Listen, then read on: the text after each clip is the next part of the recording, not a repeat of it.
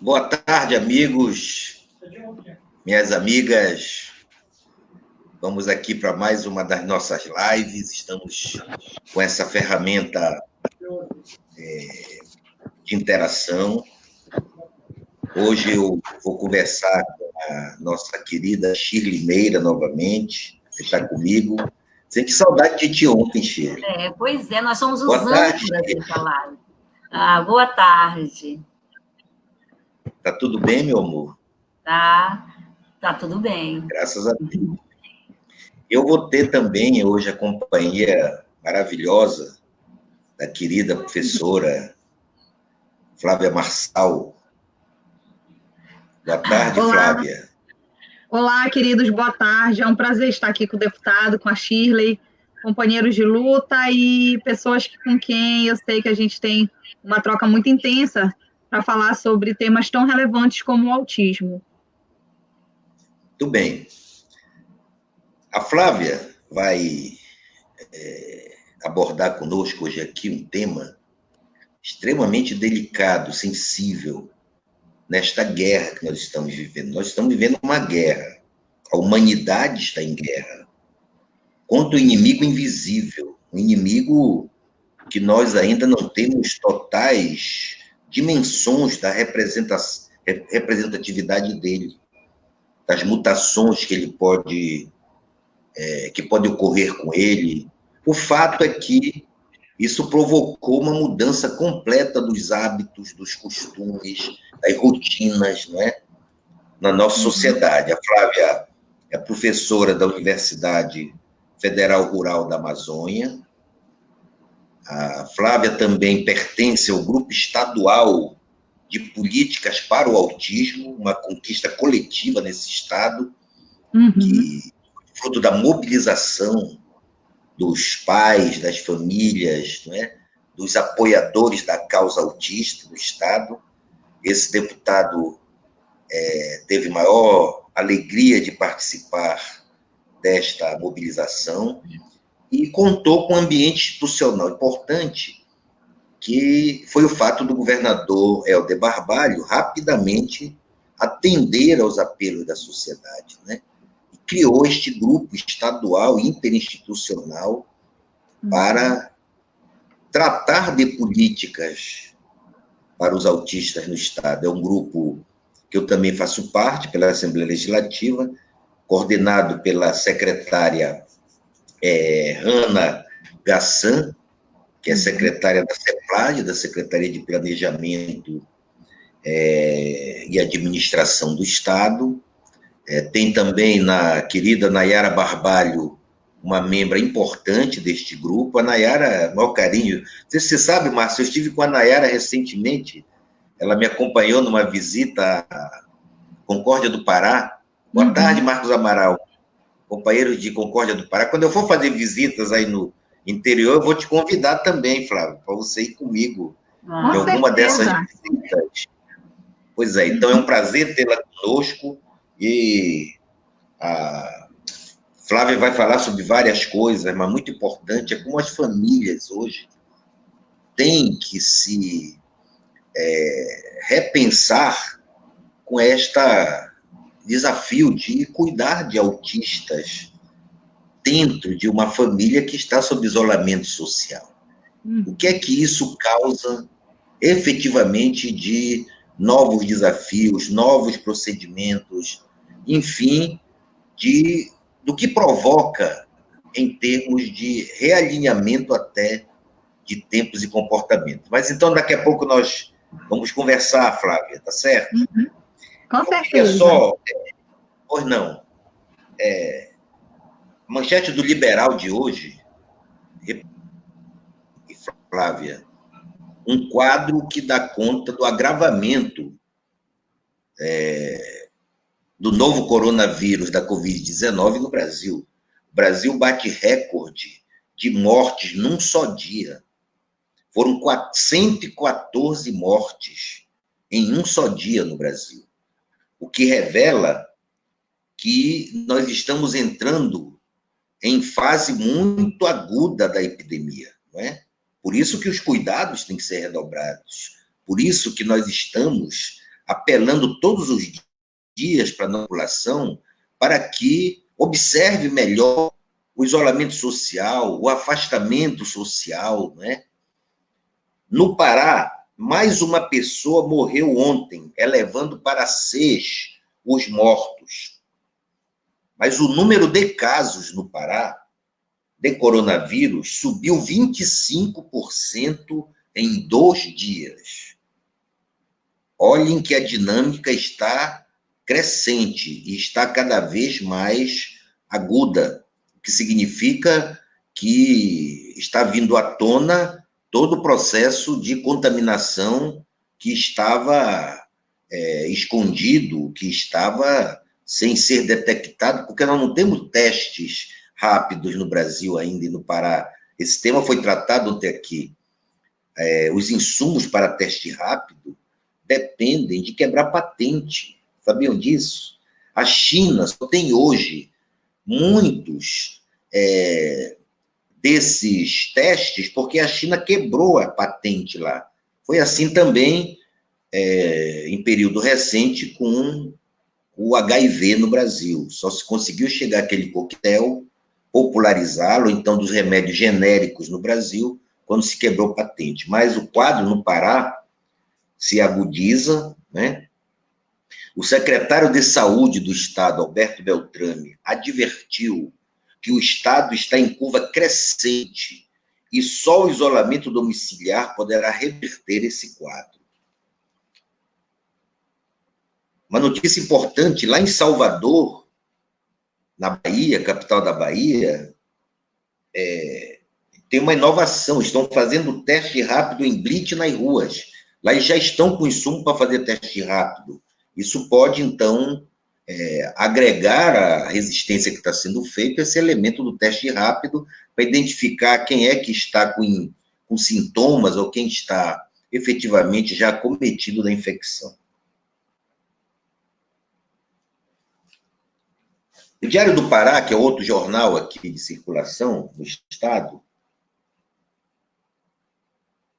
traz a manchete dando destaque para o pagamento já a partir de amanhã do chamado auxílio emergencial, né, que na verdade é uma renda básica de cidadania e que poderá chegar a 600 ou a 1.200 reais, dependendo da família não ter uma renda superior a um pouco mais de 3.100 e pouco reais, ela pode habilitar até 2 pessoas a receberem. O que eu estou vendo nesse caso é, Shirley, Flávia, uma forma extremamente, diria assim, descuidada com que o governo federal está cuidando disso. Se não fosse o CadÚnico dos programas sociais brasileiros, essas populações, imaginem, agora eles estão batendo cabeça porque aquela população de 15 a 20 milhões de pessoas que são vulneráveis, estão na extrema miséria ou então na pobreza, e não estão no CadÚnico, terão que fazer esse tal deste cadastramento, Chico. Eu vi numa das TVs, se eu não estou enganado, foi na TV Liberal, o repórter fazendo uma simulação. Ele levou, só na reportagem, mais de 3 a 4 minutos para preencher. O Jornal Liberal. Agora você imagina uma pessoa que não tenha familiaridade com a tecnologia, que não tenha essa capacidade de manusear direito o telefone celular, de acessar essas coisas tecnológicas, a tendência é que essas pessoas não consigam fazer esse tal cadastro. Então, graças a Deus que o Brasil tem o CadÚnico. O CadÚnico permite que o governo já deposite direto nas contas de pelo menos 2/3 desta população que está precisando urgentemente de ser acudida, né? Mas a corrida para as agências bancárias foi intensa. Intensa. Aglomerações, E me preocupa demais isso nesse quadro de agudização da crise, muito bem refletida aqui no Brasil e no Pará. Eu queria passar para você, Shirley, para você nos dar um quadro um pouco mais completo de como está a situação da pandemia no mundo.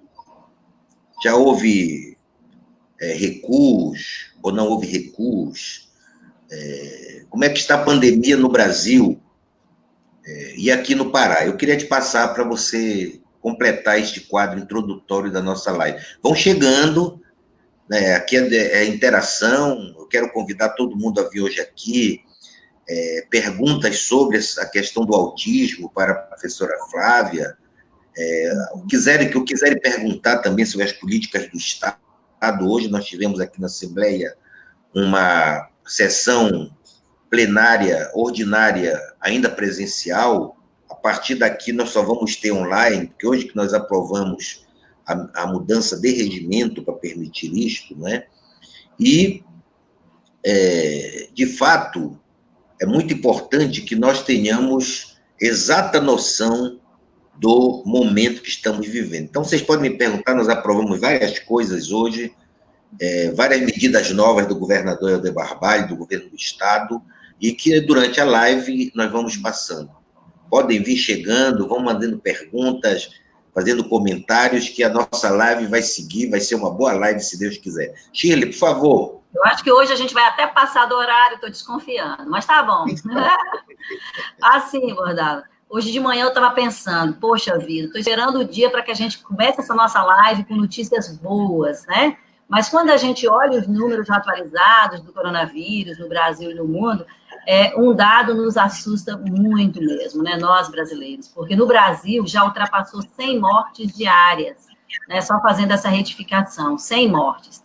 Estados Unidos já contabiliza 400 mil infectados.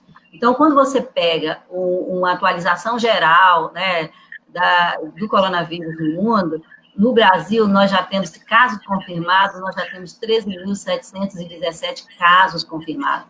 Mortes registradas, 667 mortes, né? Os Estados Unidos aí continua liderando com relação a casos confirmados. Mas a Itália, em termos de mortes registradas, a Itália continua aí liderando. Quando a gente fala em termos de mundo, né? Em termos do coronavírus no mundo, nós já temos mais de 1.433 pessoas e 586, né, pessoas aí de casos confirmados. E mortes registradas no mundo, 82 mil pessoas, mais de 82 mil pessoas já morreram, né, pela Covid-19. Há poucos dias atrás, a gente não tinha chegado ainda a 50 mil, não era, Chile? Exatamente. Estou assustado com a velocidade das coisas. Muito alta. Aqui no Pará, Bordalo, já tem 154 casos confirmados, 6 óbitos, sendo 4 óbitos em Belém, e um em Cametá, e outro em Santarém. Então, esse é o quadro que nós temos hoje no Pará, e temos aí 98 exames em análise. Daqui para o final da tarde, a gente já vai, esses dados já alteram. Muito bem. Shirley, você viu uma notícia dos Estados Unidos hoje que dialoga com aquele debate que fazíamos aqui acerca de quem sofrerá os impactos mais terríveis dessa pandemia? São os pobres. Sim. A desigualdade vai se manifestar com uma brutalidade nunca vista. Brutalidade. Nós não temos referência, né, Bordalo?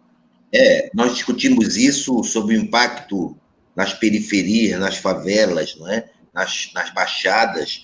Discutimos isso com a professora Lília, lá da Escola Brigadeiro Fontinelli da Terra, que tem um trabalho maravilhoso. Aliás, hoje eu apresentei uma moção que nós preparamos, pedindo ao governo do Estado que mobilize a estrutura do TERPAS nessas áreas para agora se converter em brigadas de sensibilização, em brigadas educativas, para distribuição de máscaras, para alertar para os riscos, porque eu estou com muito medo desta pandemia, deste vírus terrível chegar nas periferias. Nos Estados Unidos, a cidade onde se registra fortemente isso é Nova Orleans. Em Nova Orleans, a população afro-americana, formada por negros, hispânicos, né, e outras nacionalidades, representa menos de 40% da população. Mas quase 90% dos casos de coronavírus, Covid-19, é justamente na nação afro-americana. Então, você imagina que, se esta pandemia, se este vírus se espalhar pelas nossas periferias, pelos nossos municípios, nas comunidades mais isoladas, mesmo os municípios não estão preparados para tanto, né? O governo do estado, se prevenindo, está montando estruturas de hospitais de campanha que ainda nem estão funcionando.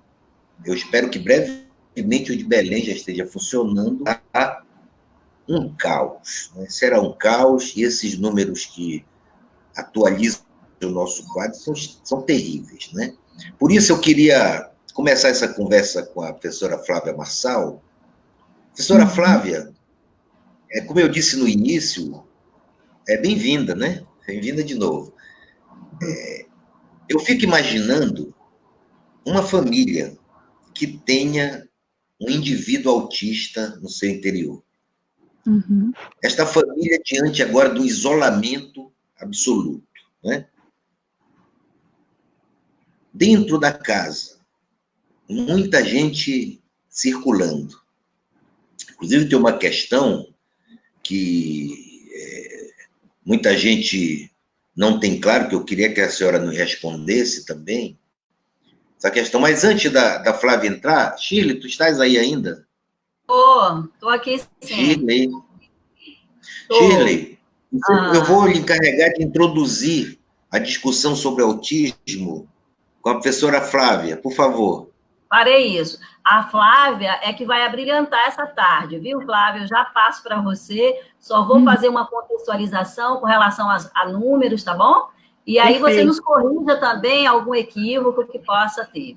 A gente sabe que crianças, é o que se tem discutido, né, que crianças e pessoas com autismo, elas não estão no grupo de risco para a Covid-19. Né? O autismo, por si só, ele não causa nenhum tipo de imunodeficiência, né? Os infectologistas falam isso. No caso de contágio de crianças autistas pelo coronavírus, eles vão ter uma infecção como resfriado, né? Inclusive, muitos serão assintomáticos, mas podem ainda transmitir o vírus, né? Mas, mesmo assim, nós compreendemos que esse novo cenário, ele pode gerar preocupações aos pais, né? E outros riscos também, que são inerentes a crianças com transtorno do espectro autista. Então, perguntas que a gente ouve no cotidiano, e por isso gerou também essa live, uma delas é o seguinte: como a mudança de rotina ela pode afetar as crianças e sua família? E a falta de terapia, Flávia, durante o período de quarentena, como é que fica? Existe uma recomendação específica sobre coronavírus e autismo? E aí, sim, as crianças com TEA, a gente sabe que elas costumam apresentar resistência à mudança, né? E isso coloca essas crianças em contato com novos estímulos, né? O que acaba desorganizando essas crianças mentalmente. Mas só para finalizar, eu queria te trazer um dado aqui. Eu acredito, é óbvio que você conhece esses dados, mas pode ser que as pessoas que estejam assistindo não conheçam, e parece que a gente está falando de números pequenos, né? Hoje, estima-se que a cada 68 crianças é diagnosticada no mundo, né, com o transtorno do espectro autista. E esse número é tão importante e tão significativo que chamou a atenção da Organização Mundial de Saúde, que classificou o distúrbio como uma questão de saúde pública. Isso em tempos normais, né? No Brasil, hoje, a estimativa é que nós temos, que a gente tem pelo menos 2 milhões de brasileiros com transtorno do espectro autista.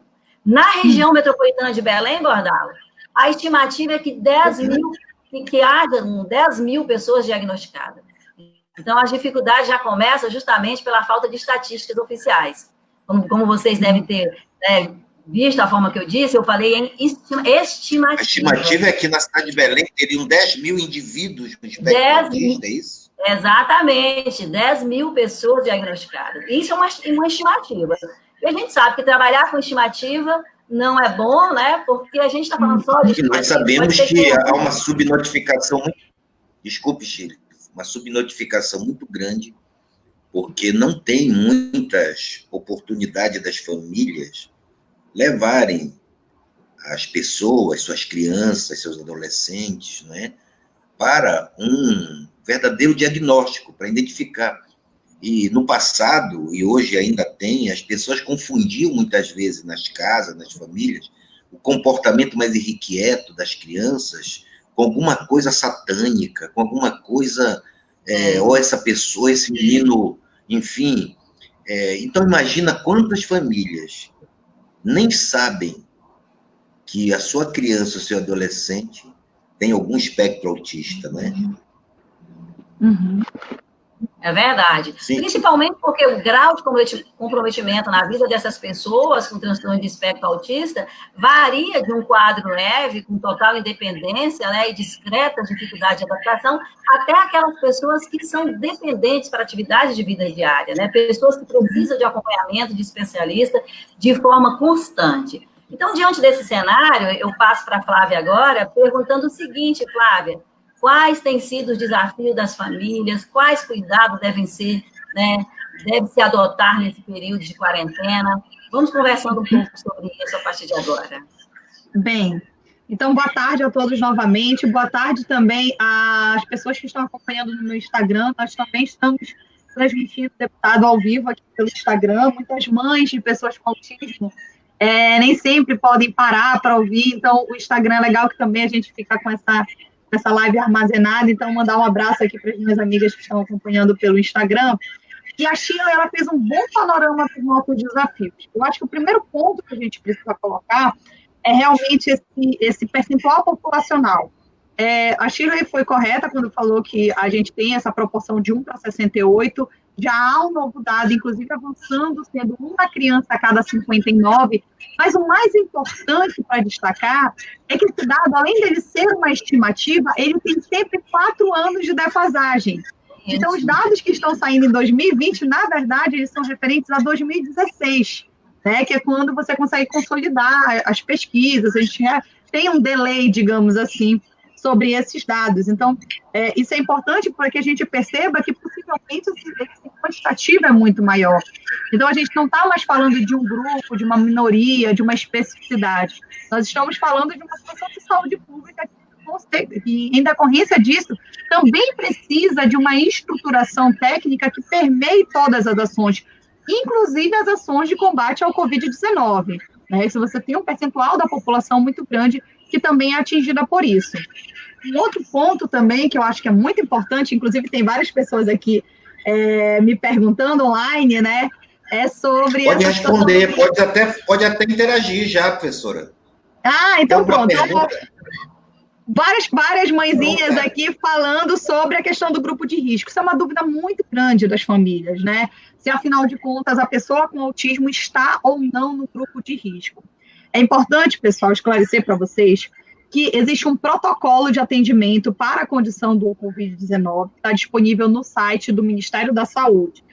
Nesse protocolo, não há identificação da pessoa com autismo enquanto grupo de risco.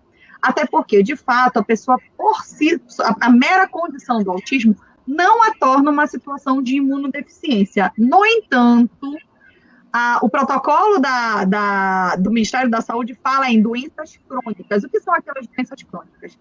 Basicamente, são aquelas que você não tem cura. Então, que você possui aquele perfil durante toda a sua vida sem uma possibilidade imediata de cura. Nesse ponto, o autismo entraria, porque, sim, o autismo ainda não é uma condição que você tenha cura.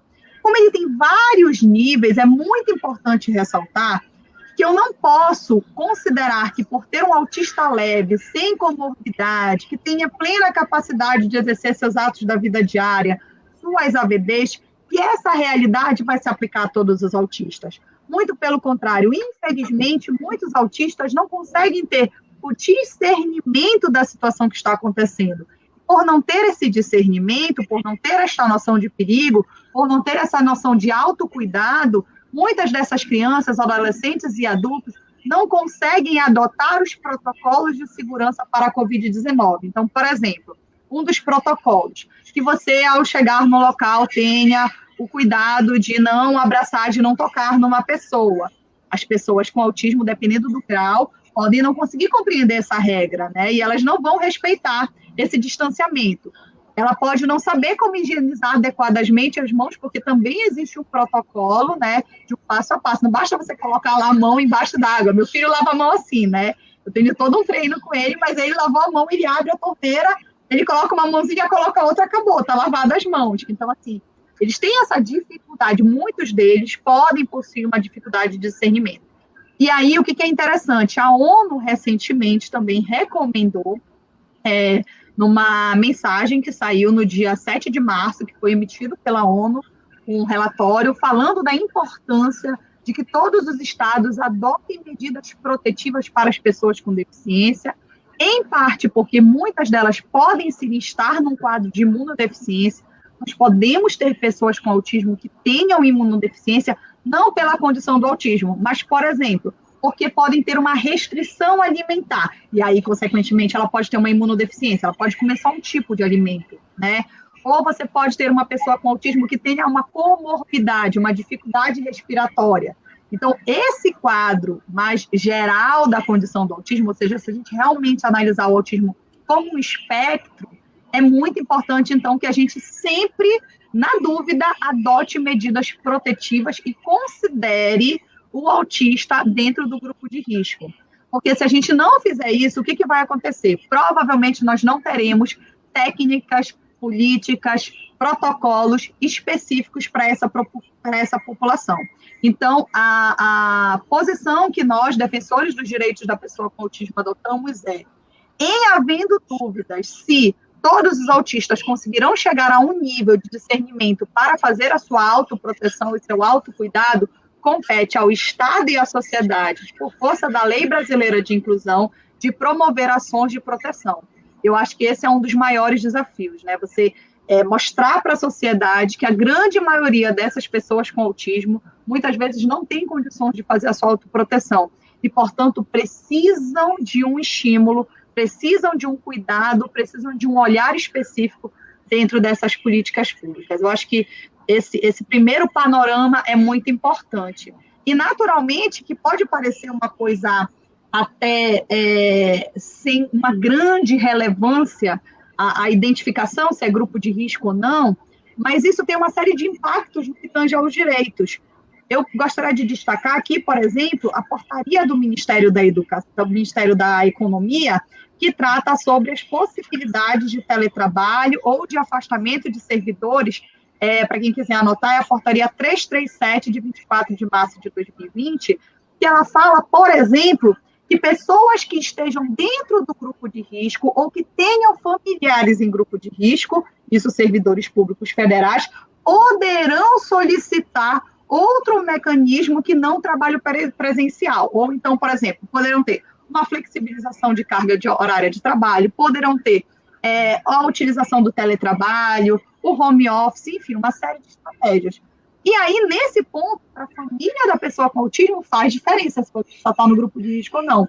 Porque eu, por exemplo, eu sou professora da universidade, a universidade está com as aulas suspensas, mas imagine que a universidade retorne, né? Então, eu poderia avaliar, em conjunto com a equipe terapêutica do meu filho, eu poderia avaliar se as condições do Matheus permitem que eu retorne ao trabalho e ele retorne à escola, né? Se nós temos uma estrutura, se ele vai ter uma mediação. Matheus é seu filho?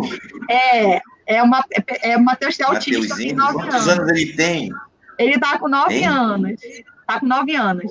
Opa, bacana. E aí, deputado, por exemplo, eu posso ter na escola do Matheus, sim, todo um suporte, uma mediação pedagógica, uma professora que compreenda que ele pode ter alguma dificuldade nas suas habilidades de higiene, mas, de repente, eu posso não encontrar esse espaço.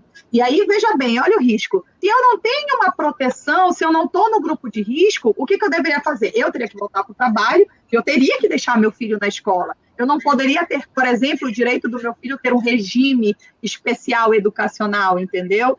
Então, a questão da avaliação, de se colocar dentro de um grupo de risco, ela também possibilita isso, ela me possibilita ampliar os direitos, inclusive para as famílias de pessoas com autismo.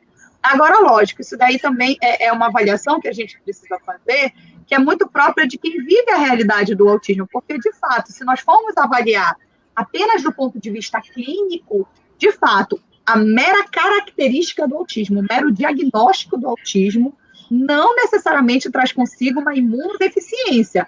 O que eu quero deixar claro é que a pessoa com autismo não é por ela ser autista que ela está mais propensa a ter o COVID, né? Não é a característica do autismo em si, mas a dificuldade que ela pode ter, por exemplo, do ponto de vista de alimentação, a dificuldade nos hábitos de higiene, isso também modifica-se de acordo com cada pessoa com autismo. Realmente o espectro, ele traz essas nuances, né? Você pode ter uma pessoa com autismo que vai gravar vídeo ensinando as outras pessoas a se protegerem, e você pode ter aquela pessoa com autismo que, se ela não tiver nenhum tipo de suporte, ela não vai conseguir fazer o mínimo dos protocolos de segurança que são exigidos. Professora Márcia, Flávia, me dá um tempinho aqui para você respirar um pouquinho aí, tomar uma água, um cafezinho, que eu vou fazer uma interação rápida. Tem muita gente. Angelina de Anjos, nossa companheira também aqui da live, já está conosco. Um beijo, Angelina. Amanhã você estará conosco. Aliás, amanhã nós vamos falar sobre o jornalismo em tempos de coronavírus, Covid-19, com o jornalista Luiz Azenha. Luiz Azenha, que é nacional, jornalista super reconhecido.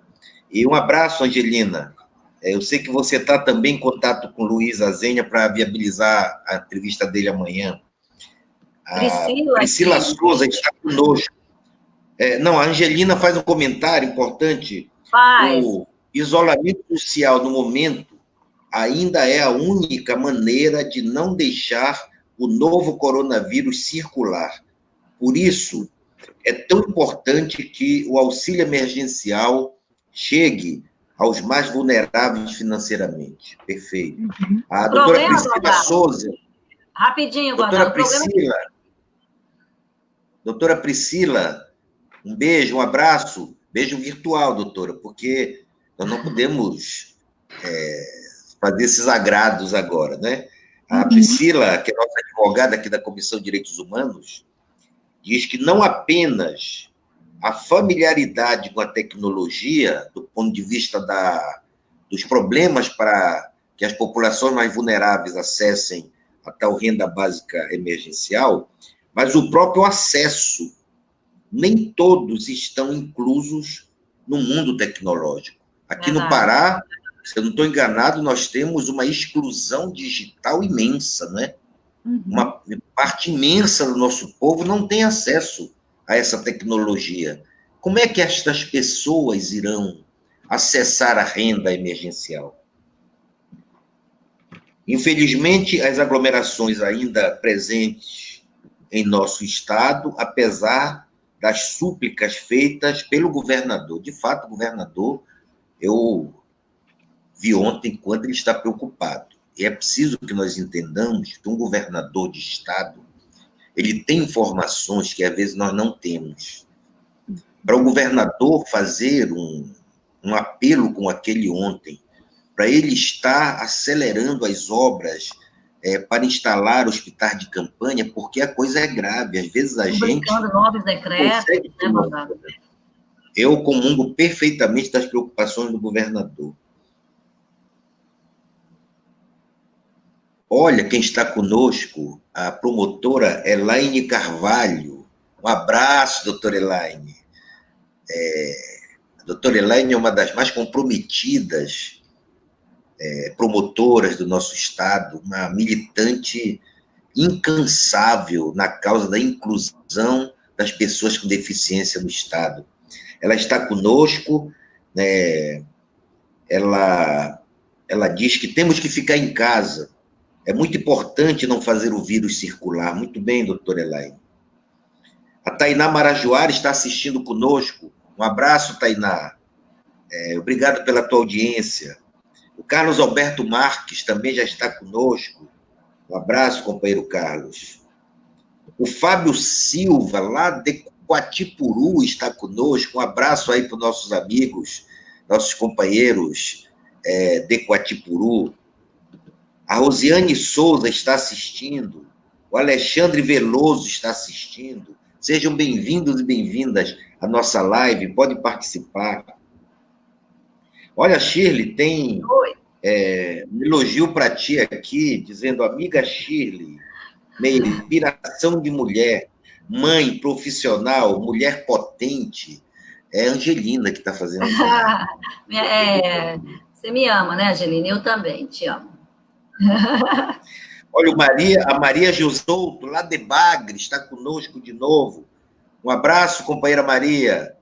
Um abraço aí no povo de Bagre, no companheiro Mirail e todo mundo aí que está se esforçando nesta guerra contra este vírus extremamente perigoso. A Sara Souza está conosco. Sarinha, um beijo, querida. Raquel Castro também está conosco. Um abraço, Raquel. O Paulo Amorim diz que o Grupo Mundo Azul está ligado. Parabéns, Flávia Marçal. Para quem não sabe, a professora Flávia Marçal não disse, mas ela também faz parte do Grupo Mundo Azul. Eu estou de azul, já repararam? É porque o azul é a cor que identifica a causa autista. E eu já me considero um membro do Grupo Mundo Azul. Eu até pergunto aqui para o Paulo e para a Flávia, como é que eu faço para me filiar nesse grupo? Eu tenho uma vontade danada de pertencer a esse grupo. Fabrício Rocha está assistindo conosco. Bem-vindo, Fabrício. Tu tens outras interações aí, Shirley? Tenho. A Edila Rose. Ela está nos cumprimentando aqui, parabenizando pela temática e pela presença da Flávia, que com certeza em muito vai contribuir aqui, que é uma estudiosa do assunto, que vivencia essa realidade. Então, tanto teoricamente como na prática, a Flávia tem sido uma referência para a gente, com certeza, quando se trata do transtorno do espectro autista. E a Edila está reconhecendo isso aqui. Deixa eu ver quem está aqui mais. Eu acho que a minha mensagem... está conosco também, a Simone Carvalho. Simone de Nova Ipixuna. Todos os dias está conosco. Um abraço, companheira Simone. Um abraço aos companheiros de Nova Ipixuna. Uhum. A Marizinha Martins. Sabes quem é a Marizinha Martins? A Marizinha Martins foi a companheira do companheiro Ulisses Manassas. Uma perda irreparável que tivemos na luta pela reforma agrária, pela justiça no campo. Olha, Marizinha, muito obrigado pela tua audiência. Eu tenho um carinho danado por ti, pelos filhos do Ulisses. O Ulisses continua presente. Ulisses é daquelas figuras que o legado dele será sempre presente onde cada um lutar pelo mundo melhor, pela justiça, pela inclusão social. O Pedro Soares está assistindo conosco. Pedro Soares é de Ananindeua, conheço, vereador do Partido dos Trabalhadores, não é? E um militante, alguém que vem da Igreja Católica, das pastorais populares da Igreja Católica, como venho eu. Pedro tem a mesma história que eu, também vem da Pastoral de Juventude, das pastorais sociais da Igreja. Um abraço. A Patrícia Maciel também está conosco. A Érica Patrícia Moreira. Bem-vinda, Érica. A doutora Lígia Cipriano. Um abraço, Lígia. Tu deve estar muito agoniada nesse isolamento aí, mas é preciso, companheira, é preciso. A professora Fada Isis, lá de Santarém, está conosco novamente. Um abraço. Olha, Fada, eu fiquei preocupado com algumas atitudes que o prefeito vinha tomando em Santarém. Eu vi, inclusive, eu acho que aquela atitude dele provocou o governador, no sentido do governador proibir cultos presenciais. Nós temos que aprender a rezar diferente. Nós somos a igreja. Nós estaremos louvando e adorando o Senhor, expressando nossa fé, onde estivermos. Eu não preciso ir lá para o templo religioso. E eu fiquei muito preocupado, mas parece que está havendo aí uma reversão. Eu apelo ao meu amigo Nélio Aguiar, prefeito de Santarém, foi deputado comigo, é um médico, é uma pessoa de muito bom trato, eu tenho grande apreço pelo Nélio. Nélio, vamos fechar as coisas, Nélio. É o momento para a gente não viver o que outros países, outros estados estão vivendo. Mas um abraço, professora. O Elias Souza está conosco. Boa tarde, deputado Bordalo, excelente debate. O Elias Souza é liderança comunitária aí do Curió, aqui em Belém, e também é do Sindicato dos Trabalhadores do Detran. É um militante... Olha, o ex-prefeito Léo Arruda, de Curralinho, está nos assistindo. Grande abraço, Léo. Estava sentindo tua falta aqui, a tua irmã já veio aqui várias vezes. Mas seja bem-vindo, companheiro. Vereador Marcos Amaral, olha quem apareceu. O Marcos Amaral, ele aderiu, Flávio, à causa autista de uma forma impressionante.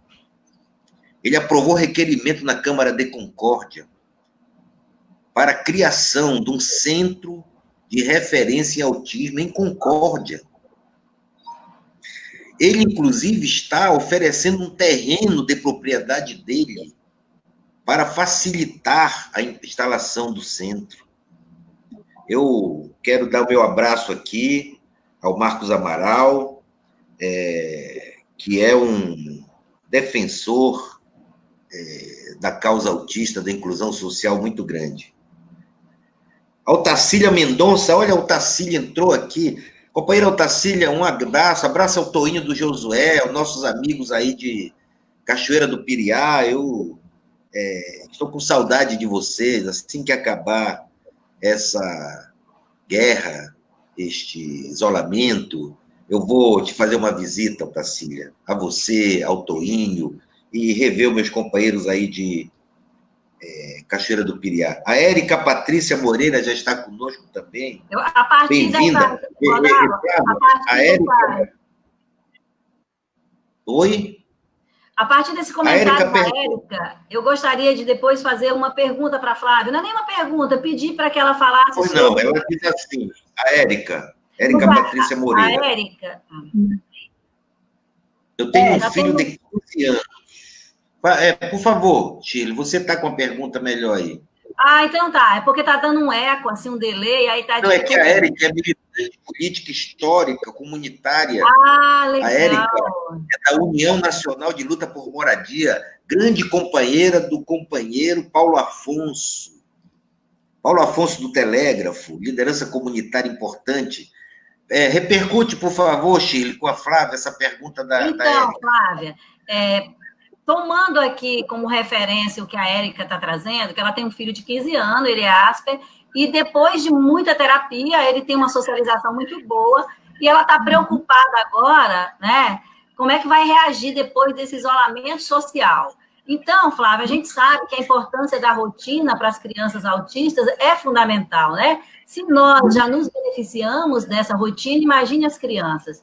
Então, no caso das crianças e pessoas autistas, essa mudança de rotina, ela pode gerar um comportamento ainda mais estressante ou mesmo agressivo? Como é que você tem avaliado isso? Como é que as famílias podem cuidar, né, dessa rotina?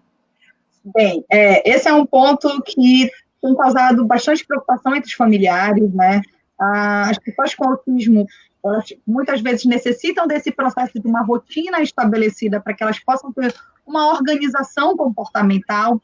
Isso também se reflete na própria organização da família, que muitas vezes com muitos esforços, porque as práticas baseadas em evidências científicas, elas demonstram a necessidade de que essas terapias elas sejam contínuas, elas tenham uma carga horária elevada, e elas sejam, inclusive, feitas em vários ambientes, como escola, casa e o ambiente terapêutico.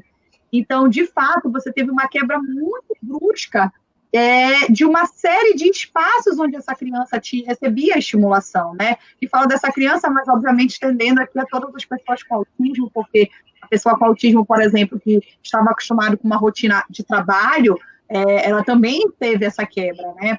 Então, esse impacto é muito grande porque de uma hora para outra você suspendeu todas as áreas de estímulo, e isso acabou sobrecarregando muito as famílias, mas nos trouxe à tona a importância tão grande de que haja o treinamento dos pais para que possam lidar com suas crianças. Agora, é importante também destacar, Shirley, e aí eu quero muito trazer essas informações para os pais, para as famílias. Algumas famílias têm solicitado o atendimento via a utilização de uma ferramenta como essa que a gente está usando, né? Uma ferramenta de áudio, de vídeo, para que eles recebam as orientações dos terapeutas.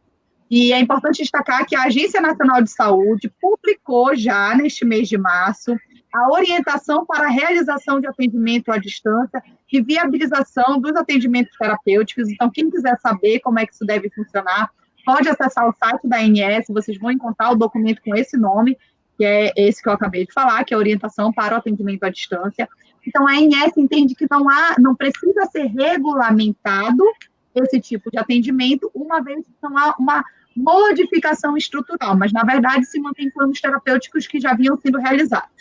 Então, a primeira perspectiva é, se você, enquanto família, tem planos de saúde ou realiza o pagamento das terapias do seu filho, e você tem a possibilidade, o acesso a uma ferramenta tecnológica para que você mantenha o contato com esta equipe, eu posso lhe afirmar que a Agência Nacional de Saúde já garantiu que é possível, é inclusive recomendável, que você permaneça neste contato, né? Mas se você não tem acesso... Não, conclua, professora.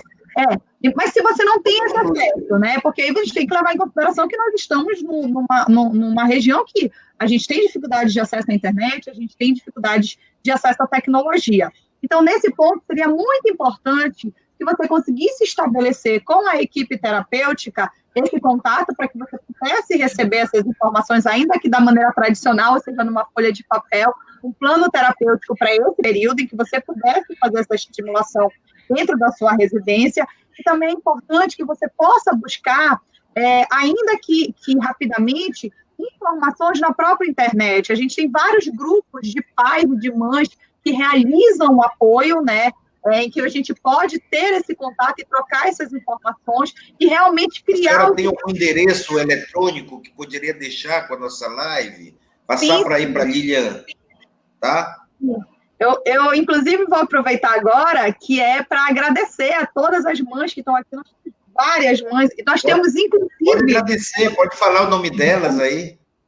Aqui, Tami, Wanda, a Mônica Cedina, a minha amiga Casey, do grupo do Instagram Meu Mundo Blue, que também coloca uma série de informações. Nós temos, inclusive, uma pesquisadora da Alemanha aqui, que eu conheço, que está assistindo essa live com a gente. Então, assim, eu queria deixar para vocês o Grupo Mundo Azul, do qual eu faço parte, que reúne mais de 250 mães aqui do estado do Pará, né, que falam sobre autismo. Nós lançamos, tão logo começou essa pandemia, uma hashtag chamada Covid-19 Autismo, né? Então, acho que a Shirley depois pode colocar aí, a Lilian pode colocar aí para a gente. Então, você pode jogar lá no Instagram a hashtag Covid-19 Autismo e você vai encontrar algumas ferramentas. E nós fizemos parcerias com várias terapeutas para que no @Grupo Mundo Azul, tá? Você possa localizar algumas orientações que essas terapeutas, a quem eu quero, inclusive, deixar o meu agradecimento. Covid-19 Autismo, já está na nossa tela. Deixa mais tempo, Lilian. Lilian, só não tem o O. Só não tem o O, porque é autismo, que aí você pode encontrar do mundo todo, né? É uma rede mundial aí de pessoas trocando informações sobre esse tema. E aí, no @... Está dizendo que não é certo como ela escreveu? Só não tem o O. É autismo. Só tirar o O.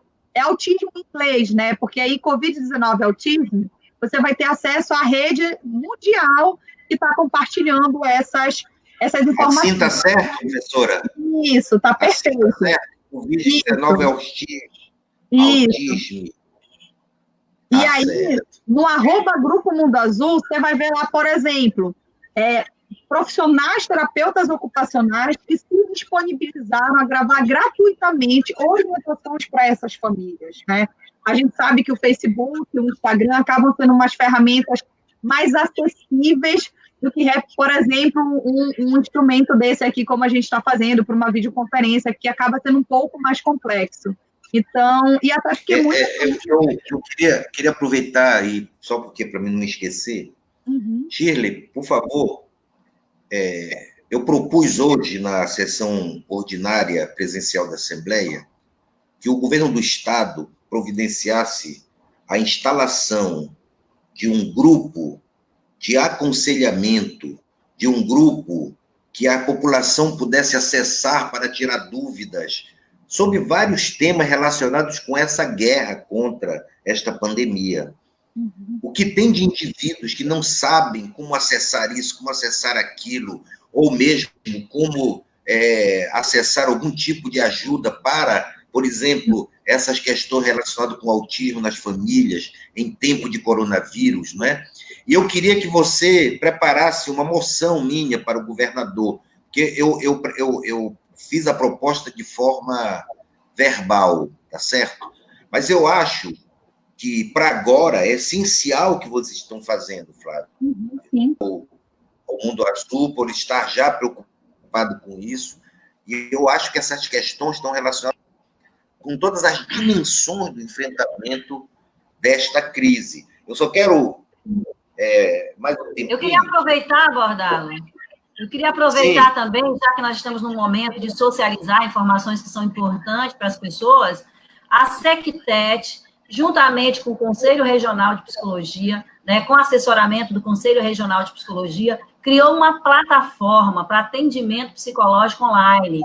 Então, as famílias, isso está acessível a todas as pessoas, tanto os profissionais de saúde, os profissionais. Mas nós temos aí para colocar também o endereço dessa plataforma? É na SECTET, é uma plataforma de apoio psicológico, é fácil de encontrar. E assim, como é que acontece? Os profissionais de psicologia, eles podem se cadastrar, se disponibilizando a atender, e quem tiver interesse também vai lá e se cadastra.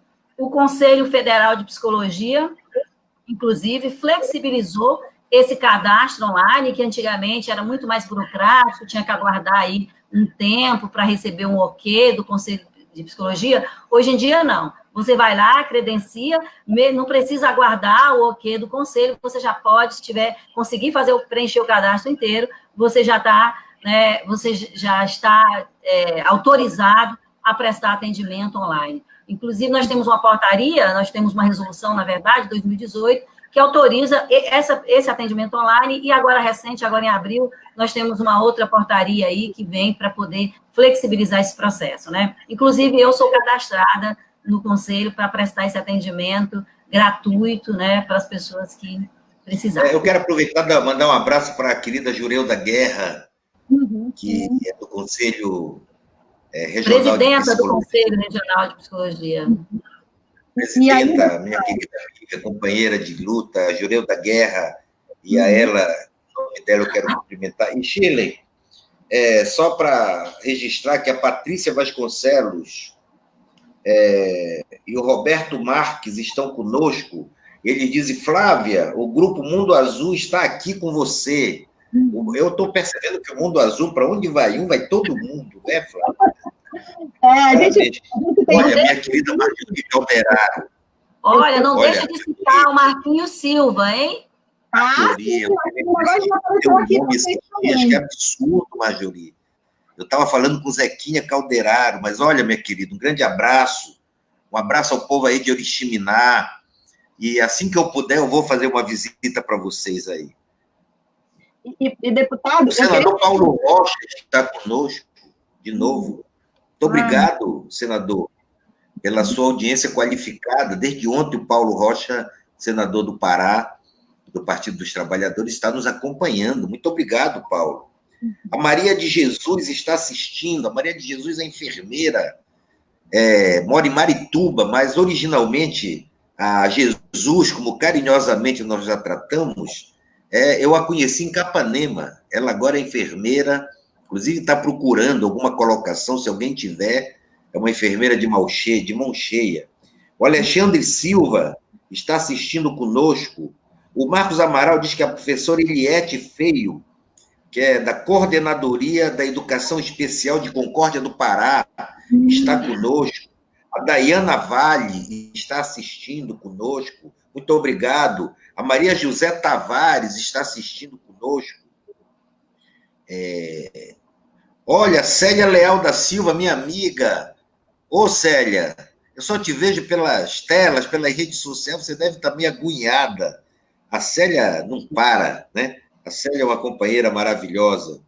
A Rosiana Oliveira está assistindo. Ô, Rose, a Rose é nossa companheira de trabalho aqui, todos nós conhecemos. Um beijo. A Rose está agora na CEASTER, colaborando com o governo. E olha quem apareceu, Flávia, o Marquinho Silva. Já tinha visto o Marquinho aí. Marquinho Silva é militante incansável. E o Marquinhos, ele tem uma coisa... Incansável. Para quem não sabe, o Marquinho Silva é ex-vereador de Belém. E já no mandato dele de vereador, ele foi um dos primeiros a pautar as questões do autismo para o parlamento. Inclusive, muito do nosso trabalho também conta com a ajuda do Marquinho aqui. Eu tenho um grande orgulho de ter o Marquinho hoje como assessor da nossa Comissão de Direitos Humanos. E, além disso, o Marquinho é liderança comunitária importante aí do Juruna, da Condor, da Cremação. O Edson Martins está assistindo, Edson Martins, de Santa Luzia do Pará. Muito obrigado, companheiro. Bem-vindo. O Kamal Libanes está assistindo conosco. Rodrigo Lobato, nosso companheiro aqui de trabalho. A Luísa Guimarães. Luísa, um beijo. A Luísa é de Concórdia do Pará. Eu tenho muitos amigos. Graças a Deus, Concórdia nunca me faltou. E por isso que eu tenho um carinho imenso por essa cidade, que é conhecida como a princesinha do Vale do Acará, não é? Hoje o prefeito Elias Santiago, com a vice-prefeita Elisângela e a minha querida secretária de assistência, Carmen Guimarães, que enfrenta uma luta contra o câncer. Mas vai vencer, Carmen, você vai vencer, porque temos fé e você é uma pessoa determinada. O Marquinhos diz que o pessoal do grupo de mobilização do autismo, estão cerca de 60 municípios que também estão ligados na live. Muito bem. A Simone Carvalho. Boa tarde, deputado, e a todos que estão assistindo. Manuel Dias, o Manuelzinho, da Terra Firme, nosso companheiro, está aqui conosco. A Eliane Moura Quaresma está dizendo que a live é de grande importância. Luiz Romano está conosco, é um psicólogo, sociólogo, psicólogo. Luiz Psicólogo. É também do Conselho Regional de Psicologia. Bem-vindo, companheiro Luiz. A Cristine Baldez é de Bragança. Oi, querida Cristine. Um abraço, querida. Estou com saudade de Bragança. Manuel Siqueira, companheiro histórico da região da Sacramenta. O Antônio Mirail, de Bagre, já está conosco. Patrícia Borges, não é? Enfim. E eu queria, Flávia, levantar uma questão para sua consideração, que eu imagino, nesta crise, nesse isolamento social, o número de situações que deve se criar, que as famílias devem tentar recorrer a algum equipamento, um serviço público. E nós sabemos que essa cobertura no Estado de referências que possam ser procuradas, né, pelos pais, mães, para tratarem, acompanharem, para fazerem diagnóstico dos seus filhos e filhas, é muito grande. E eu queria te perguntar como é que você está vendo, neste contexto, a possibilidade do Estado ter esse centro, esse CETEA, o Centro Estadual de Referência em Autismo, não é? Por favor, socialize um pouco mais conosco qual será o papel desse centro no enfrentamento deste desafio civilizatório de inclusão social das pessoas. Só antes de entrar nesse assunto do CETEA, eu só queria finalizar aqui, mandando um abraço também para a Luciana e para a Ana Patrícia, que são duas mães do Grupo Mundo Azul, que são administradoras, E também estão junto com a gente, além da hashtag do Covid-19 Autismo, nós também criamos uma campanha, que eu acho muito importante disseminar, porque pode ser uma fonte de boas práticas, né? Eu acho que também a gente tem que ter esse olhar positivo, né? De tudo aquilo que é difícil, mas de como também nós nos reinventamos nesse processo. E aí nós criamos uma campanha que é a Rede Solidária Azul. E essa Rede Solidária Azul tem uma série de ações que nós estamos realizando durante o mês de abril, porque o mês de abril é o mês de conscientização sobre o autismo. Então, além dessa situação de nós estarmos disponibilizando nas nossas redes em vídeos e instrumentos para que essas famílias possam saber como estimular e como fazer o atendimento, como fazer a interação com as suas crianças durante esse período de isolamento social, nós também fizemos uma arrecadação de valores e de doações de cestas básicas, em parceria com a Coordenadoria Estadual de Políticas para Pessoas com Autismo, a quem quero agradecer aqui, Nayara Barbalho, que é uma pessoa assim, incansável, né? Daquelas que 3 horas da manhã a gente está conversando sobre autismo. Uma pessoa que realmente... Nayara é impressionante. Não sabe, Nayara é mãe de pessoa com autismo, né? Então, ela vive isso no seu cotidiano e, naturalmente, tem um apego pessoal com essa temática. Um outro ponto também que eu gostaria de elucidar é que essa rede fez uma parceria com o Tribunal de Contas dos Municípios, os servidores públicos do Tribunal de Contas do município nos auxiliaram e nós conseguimos fazer a doação de mais de 150 cestas para o CIR, para atender as famílias de pessoas com deficiências do CIR, né? E também conseguimos fazer doação de produtos de limpeza para o Calabriano. Acho que tivemos algum problema com a conexão da Flávia, mas ela já está voltando, não é? E vamos aproveitar, então, para repercutir também, interagir aqui com a Patrícia Borges, que também já está conosco. Eu queria, de novo, cumprimentar o Antônio Mirail Pinheiro, que é o Mirail lá de Bagre, companheiro que é presidente do Partido dos Trabalhadores no município, e que tem uma luta histórica pelo desenvolvimento do município de Bagre, incluindo os trabalhadores e as trabalhadoras rurais. Ô Shirley, Oi. Hoje, nós também discutimos aqui na Assembleia várias medidas que o governador está propondo e que eu fico muito alegre, porque eu também já vinha defendendo essas medidas. Nós aprovamos definitivamente, então, já é agora regra, o governo está autorizado a fazer, o governo vai pagar a conta de luz de mais de 350 mil famílias que consomem até 100 quilowatts mês. Mas eu propus um estudo para o governador se ele pode ampliar para 200 quilowatts mês, considerando que mesmo essas famílias que consumiam até 100, com esta necessidade do isolamento, vão passar de 100. Então, muitas delas poderão, inclusive, não serem beneficiadas, né? Mas eu acho que já foi uma medida importante.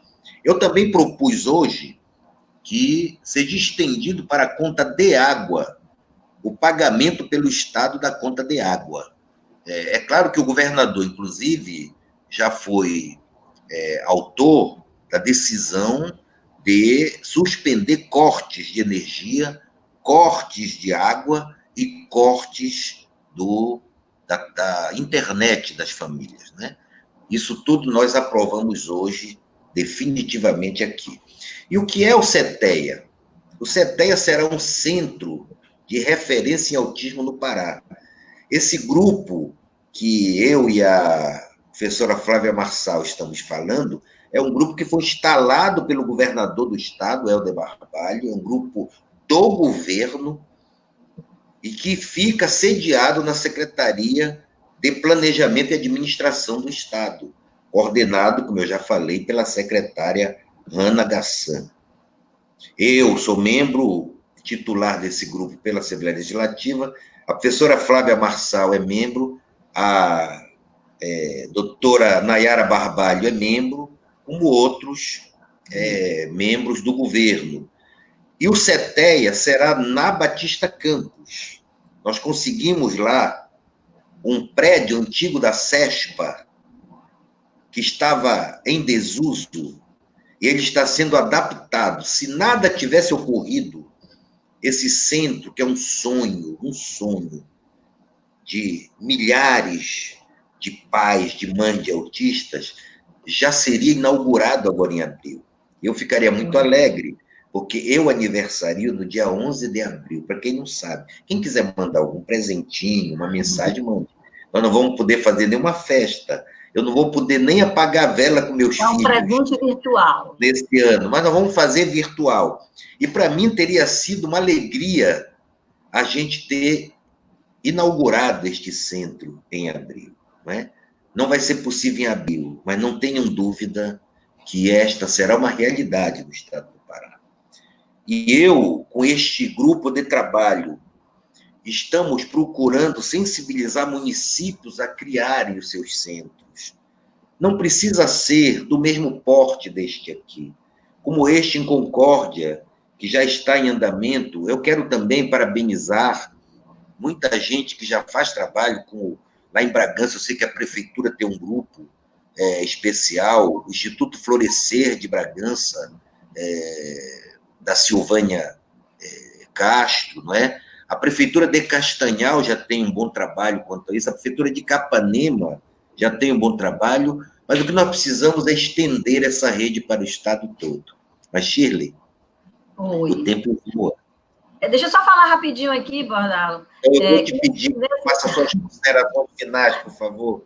Só isso, saiu também da conexão. Não, eu queria falar, assim, que um dos grandes desafios que nós encontramos na área, né, na atenção às pessoas, às crianças, principalmente com transtorno do espectro autista, é a questão do diagnóstico, que muitas vezes ele não ocorre precocemente, e era o que deveria acontecer, né? Então, muitas famílias aí vão diagnosticar, principalmente quando se trata de um transtorno leve ou moderado, a criança já está com 8, 10, 12 anos, né? E muito se deve à falta de informação. Então, quanto mais instrumentos, quanto mais veículos de informação nós tivermos, melhor será. E foi pensando nisso que a gente construiu aquele projeto que nós demos entrada esse ano, você esqueceu de falar dele, mas eu estou aqui para te lembrar, né?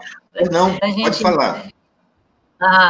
Que foi, o que nós propusemos, Bordalo? A inclusão de informação sobre transtornos, né, sobre os sintomas, na verdade, do transtorno do espectro autista na carteira de vacinação. Na carteirinha de vacinação, isso. Projeto Você nosso. Você se lembra? Então, me lembro, está tramitando na casa.